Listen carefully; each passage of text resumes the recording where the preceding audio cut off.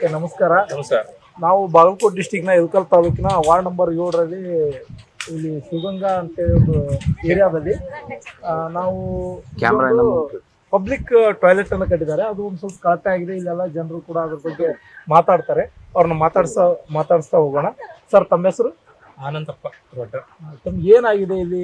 ಈಗ ನಾವು ಇಲ್ಲಿ ವಾಸ ಮಾಡಕತ್ತೀರಿ ಕಮ್ಮಿ ಅಂದ್ರೆ 30-35 ವರ್ಷ ಆಯ್ತು ಇಲ್ಲೇ ಇದ್ದು.